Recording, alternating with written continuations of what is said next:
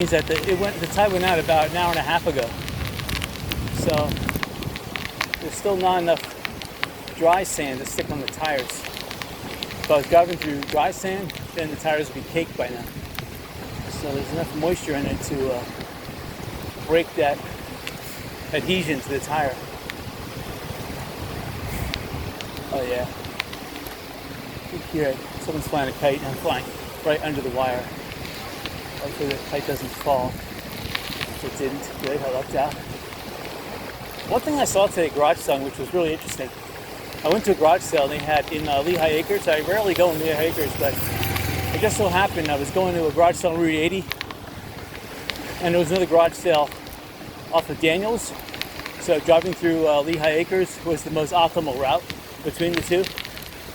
And the garage sale I stopped at, the parents had one of those blow-up bouncy house slides, and it was a water slide too. So it was about a 10-foot high bouncy house. It was inflatable, and it had a little inflatable pool at the bottom of it, so little kids could climb up to the top of the bouncy house and then take the water slide down into the pool of water. So that was totally awesome.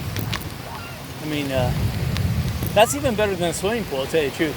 A lot of kids just love that. And then you can just deflate that pool and you're using a fraction of the water anyway. If you get the water from well, then it's actually a better experience for the kids.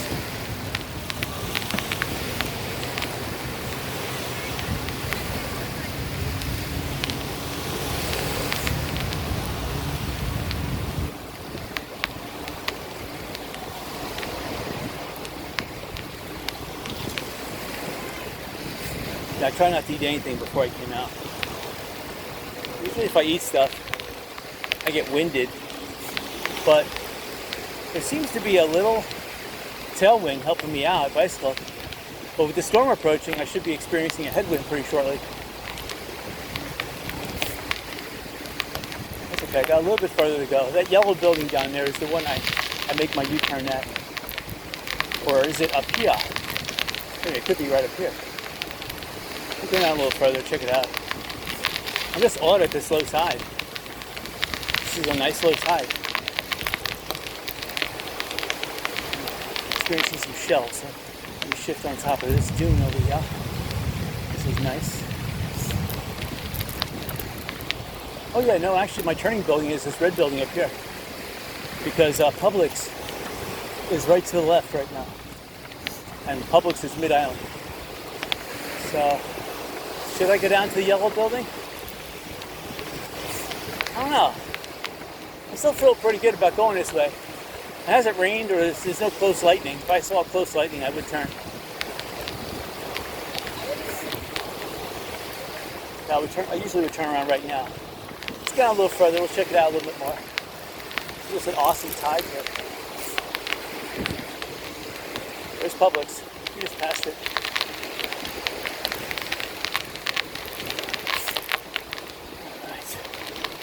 We're going to come back on the beach. The nice thing is that we'll come back from the beach from a different direction, so even though we travel the same route, because of the different vantage point traveling the opposite direction, it'll still look entirely different. Some people come in from bathing out in the water, some people will be going in on the water, so it'll be a different crowd as well. You have to drive up here because it's getting bumpy in. Oh, the seashells. All right, we're starting to hit the clouds from the developing thunderhead or thunderfoot. I don't know what they call that thing.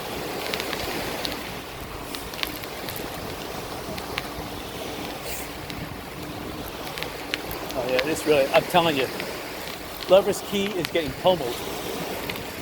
We must have had about 3 inches of rain in the last 5 minutes.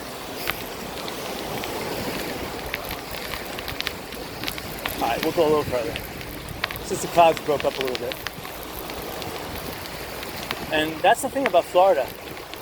It could be raining 100 feet in front of you, pouring. But 100 feet away, it's like this. Beautiful sunshine, no rain, no breeze, no threat of rain. If you don't even look in that direction, you wouldn't even think there's a rainstorm. A couple times when I was a little kid, I was caught totally off guard by a rainstorm. When you're enjoying the beach and the waves, you're with your friends, and you're not looking up in the sky. There's no lightning around to warn you. You could be playing, and all of a sudden, like I once turned around. This is like what nightmares are made out of. It's like perfect like this. I turned around. There was a squall line about 50 feet away from me, coming right at me. Cats and dogs. And it still was beautiful sunshine. Just the rain and the wind was blowing it slightly away from the cloud base.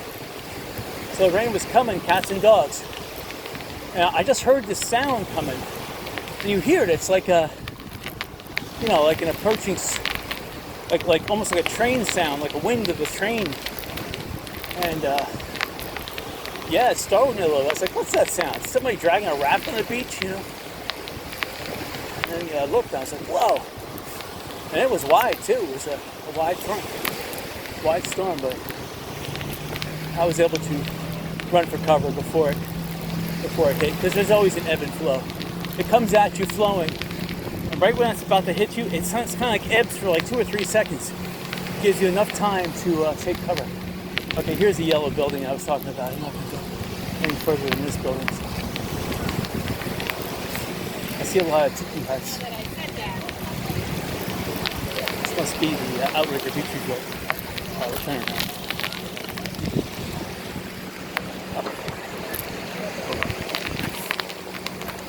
Either the tide's coming in or we just lost the sandbar. I just realized that.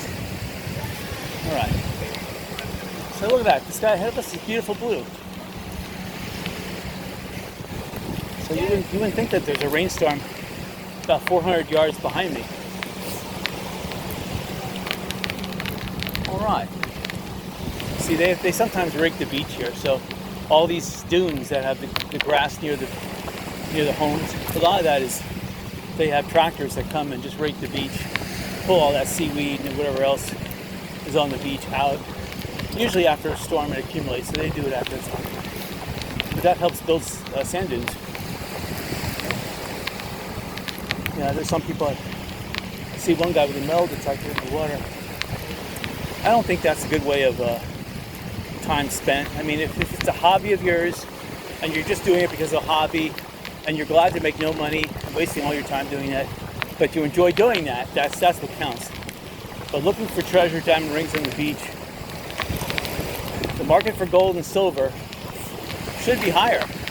And even diamonds should be higher, but right now there's a glut of it because the way the economy is, people are disposing of antiquities big time right now. And they're all doing it. So the prices of everything is dropping. People are parting with furniture right now in garage sales. I could tell it. I could tell people need cash, and they're selling everything. Even some of these sporting goods that men like to buy, they're parting with them, and they're at good prices because they know men will buy those things. Us amosexuals, they know that. Today I saw at a garage sale, beautiful wicker lounge chair, $20 they wanted. This thing would be at least $300 in the store. And it looked brand new, like no one used it.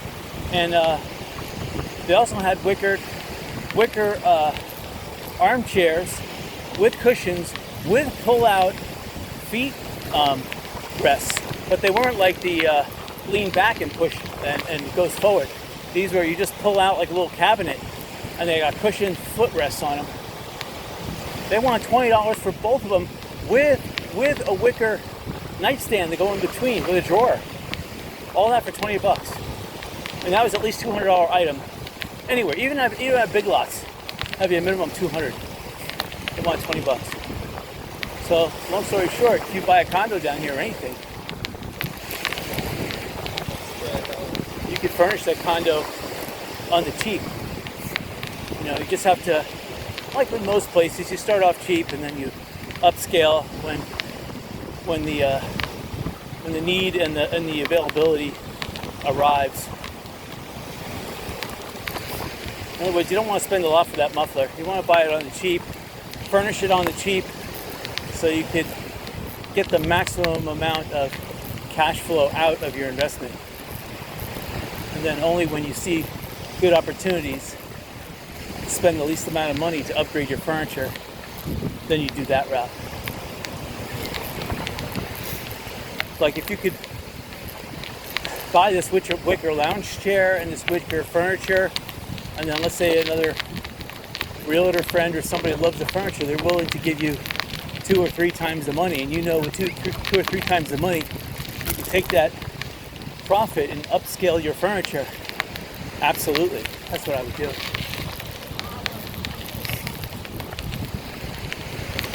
Same thing with TVs. Just buy a TV that works. And then when the availability comes, you can find a nice, Samsung or LG TV. The LED, LCD. Then exactly, that's when you upgrade.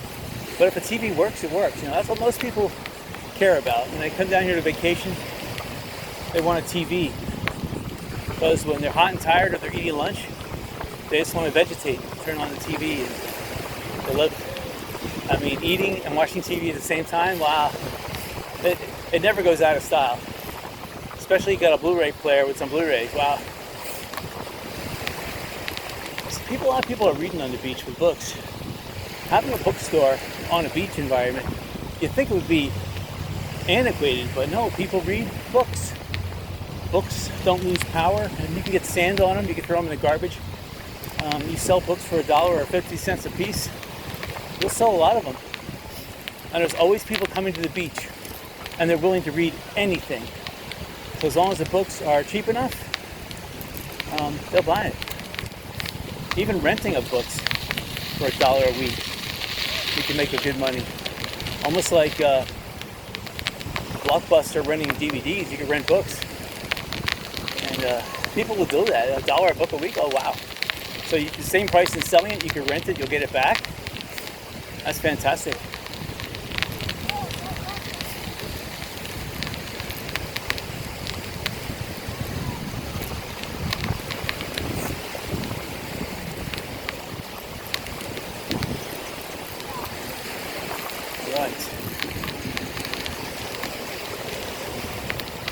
Of course, another business idea is to sell bird feed. All these birds sitting around waiting for humans to feed them. These birds lost the ability to forage for food on their own. That's another thing. People love feeding the birds. So what else do you do at the beach besides taking group photos? Exactly. We just drove past a cast net. I was washed up on the beach. Somebody probably lost it in the water. And made it way back onto the beach. And it'll be, the next high tide, it'll be completely covered and gone. Unless somebody picks it up right now. So you see, some people are leaving the beach, so which means that the storm that's behind me right now is coming. And I am getting a headwind right now. So I did have a tailwind earlier. Still, it's nice. It's a warm wind though. It's probably taking 2 miles per hour off my bicycle headwind, slowing me down 2 miles per hour. Now that's kind of cool. I see someone floating in a beach chair with an umbrella out on the sandbar. That is totally cool.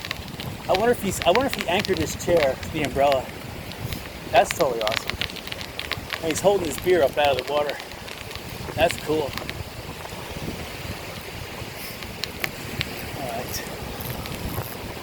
I didn't realize how far I went, but alright, so we're coming up to looks like Junkaroo, where the yellow roof is.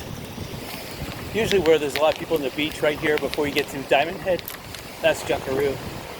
That actually is a good bar on the beach. The bar that I would recommend though is the Lighthouse Resort. It's got a tiki bar. That is the place to be. They have live music, live bands. Oh, it's usually one person band. They have a DJ too. They have a swimming pool. So if you're a guest to the tiki bar, they don't forbid you from using the pool too. So the prices of drinks are pretty reasonable. And it's just a nice place to hang out. It's a little loud though, so if you I have a little hearing issue after a car accident I went through. And the car hit me at 120 plus miles an hour. Blew out both my eardrums. I'm still recuperating. It happened about 2 years ago, but alright, so there was a thunder clap behind me. So I'm glad I'm bicycling in this direction.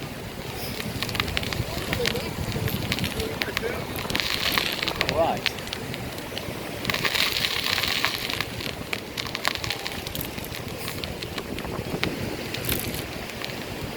Yeah, a lot of people heard that and they're packing up.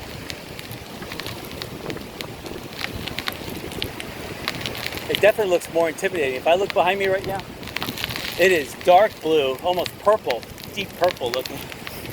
I mean, it is. Here, let me bicycle turn around. You can see what it looks like. So you probably can't see it, but it's still raining on the southern tip, but it's just so much. Oh, there's lightning there. So it still has another half hour before it gets up this way.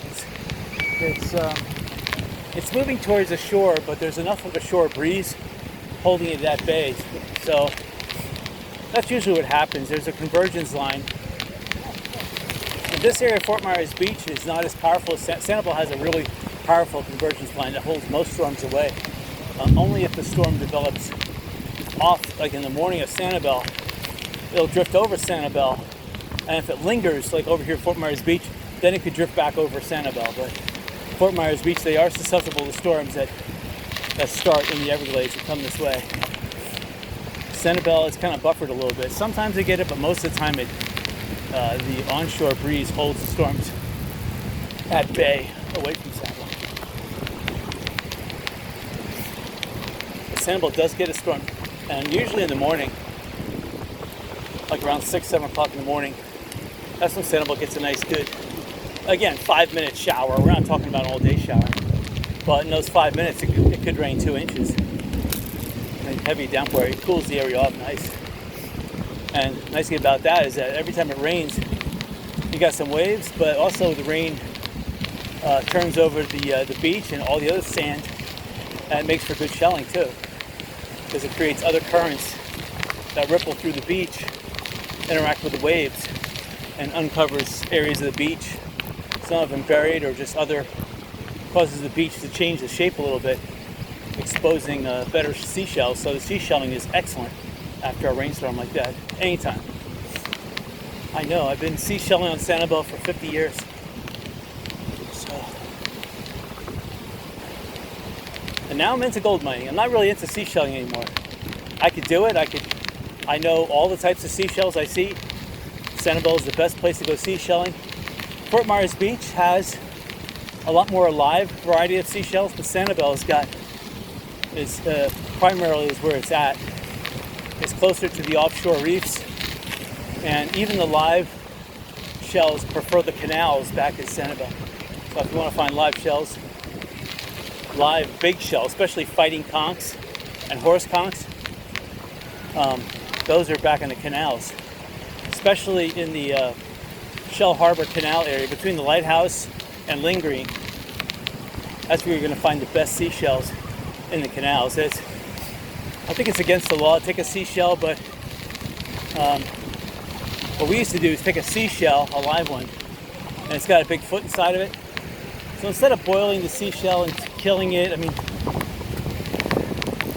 you can make clam chowder or a type of mussel chowder from that, but we just took the shell and put it on a big ant mound. They have those big red ants with big biting heads on it, and I'm telling you, within 4 hours that mussel is gone.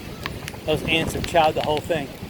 And then it's just rinsing the thing out. So if you put it in a bush, behind a bush, and even take some of the ants and dump a whole mound over the over the foot and get those ants agitated, they'll bite everything.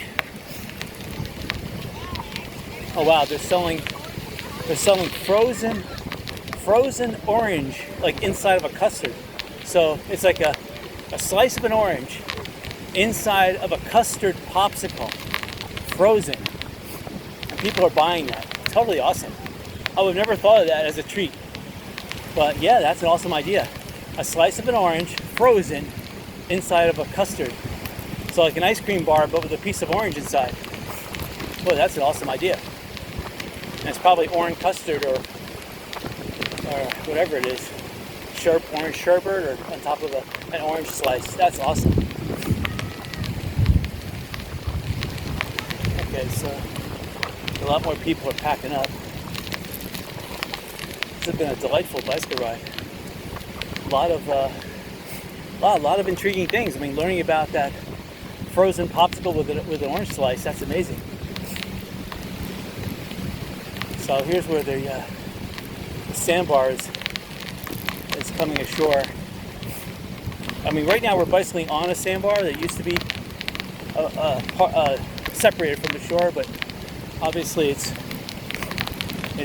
now joined to the regular beach, making it part of the beach. And the beach grows. You can see ahead, Diamond Head has the most beach, right coming up about 150 yards ahead of us. That's the maximum beach that there is. I would say almost 100 yards of beach. Yeah, people are, yeah, it looks pretty ominous behind me, that's for sure. Ahead of me looks awesome.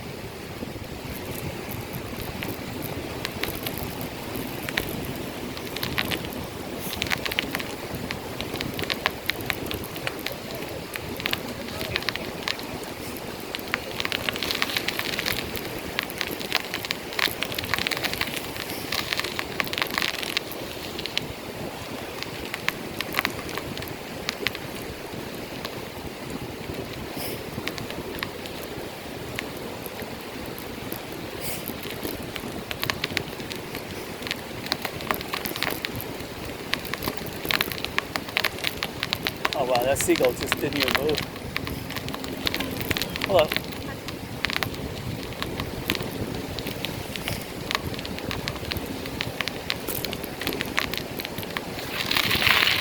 Hello.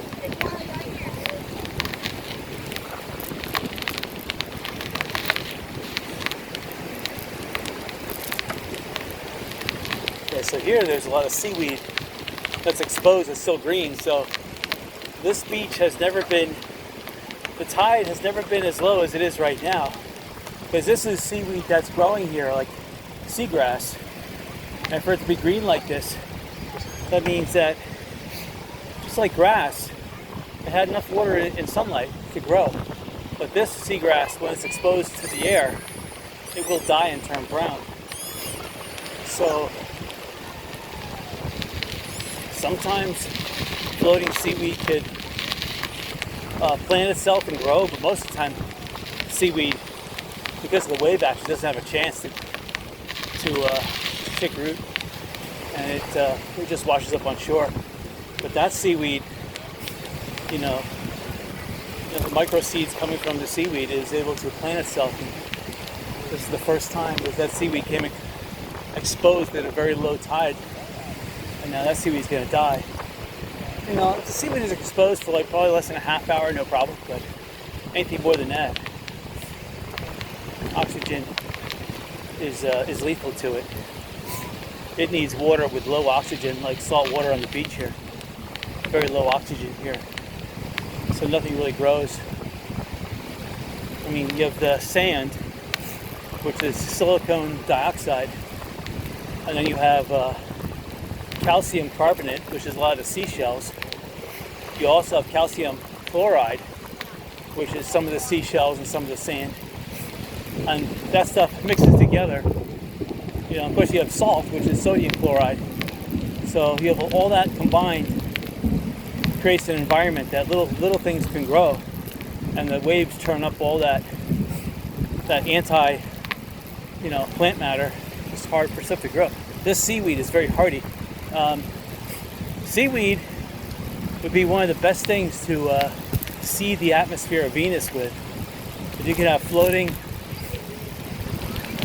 colonies on Venus made up of have like Kevlar balloons that could withstand lightning strikes, and that have many little like beach balls inflated with Kevlar inside of them. And then you could have like seaweed colonies growing in the upper atmosphere. There's this carbon dioxide and a little bit of sulfuric acid droplets. Oh, you add a little iron to that mix, you would have a proliferation of oxygen creating environments that would, it would probably take 100 or 200 years, but you could transform Venus's atmosphere within 200 years to a breathable atmosphere. I come up to the lawn of pine now. Some guy blowing a tuba.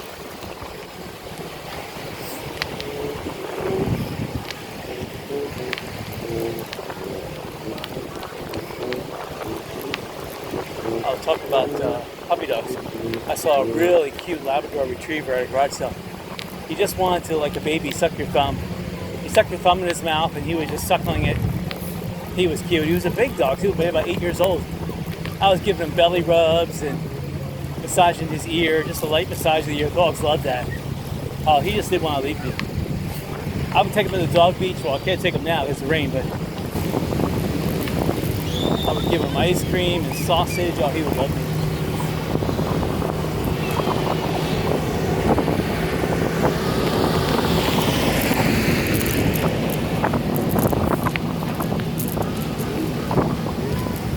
So they're taking the wave runners out of the water.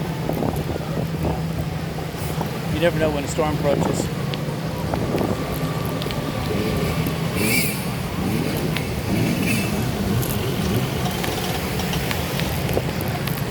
They shouldn't just drop it on the beach like that. That's going to scar the underside. They should have like some AstroTurf wave runner holders. They can hold. Okay, this is the radio controlled dog on the car again. This guy here is holding the control. This is totally awesome. That's awesome, Thank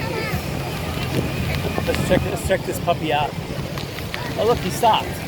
He's got sunglasses on too. Wow. That's awesome.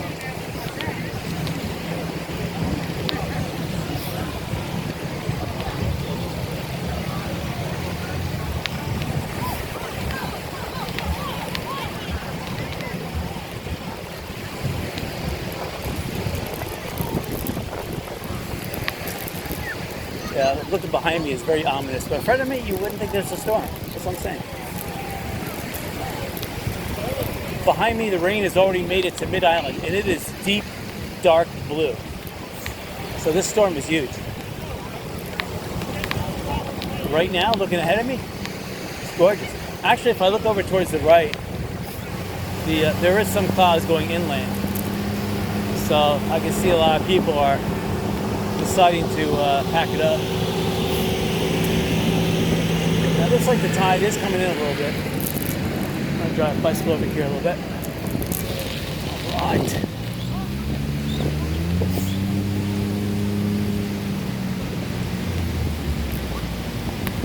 Yeah, I see they're getting the beach chairs in and everything.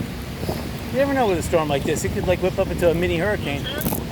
So I'd be more concerned about the beach umbrellas.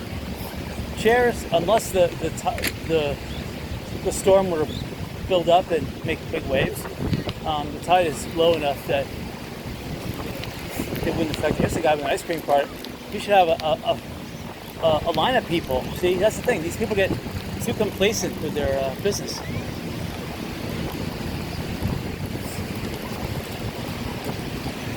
It's like the storm is outpacing me a little bit. That's all right.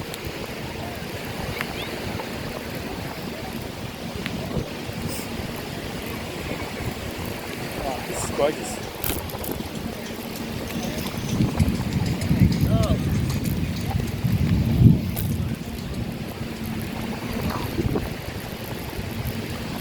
Right. See, some people are being towed. A wave runner is towing another wave runner. I guess people are learning how to wave runner, to ride a wave runner. Or maybe they ran out of gas. Being towed back.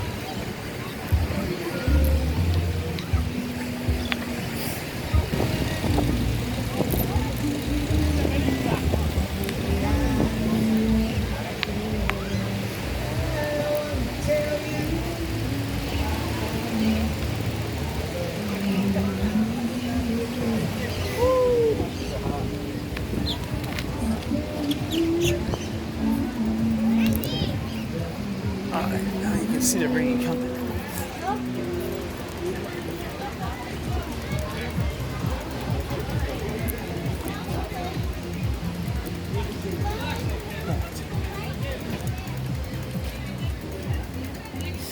I remember in the late 80s, when storms like this approached, it would rain for about 2 hours, heavy, non-stop, cats and dogs. See the time here, it says almost 2 o'clock. See, it's very heavy, there's a clock there, 2 o'clock. I see a lot of people are leaving the beach here. Some people are arriving, but probably because parking spots are opening up. And they know that this cloud will probably only rain for about a half hour max. So I'm looking at it and it's very ominous. I would say more like an hour cloud. It'll linger and then it'll clear up. And then another rainstorm will move in probably around 6 o'clock. So this will end around 4 and then another rainstorm will come in at 6. So for those people that want 2 hours, without the crowds, still spend 2 hours on the beach.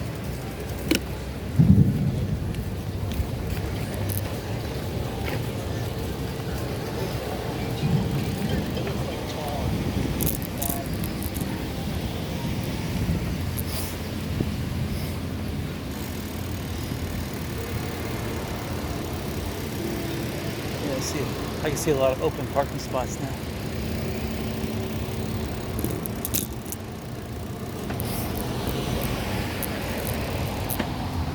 This is the old San Carlos Boulevard. This used to be where the swing bridge used to connect Little Estero Island with Estero Island here.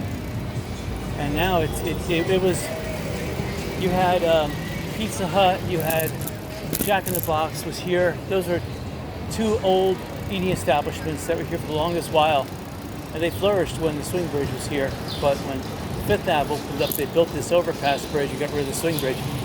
This area kind of like went downhill until about 10 years ago. Then there was a revival in this area, and this area, I should have bought this area because I could have had an opportunity 20 years ago to buy this in cheap. I mean, literally $50,000 a building.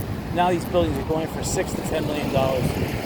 So obviously you can't keep on counting opportunities missed. You got to look to the future, but it's pretty sad that, should have done of, would have, or would have done of, should have, would have done of.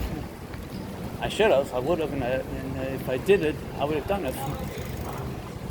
It's a little shortcut I found going here. This connects you up to the Lighthouse Resort and Suites, and this is the Tiki Bar I'm talking about. So if you want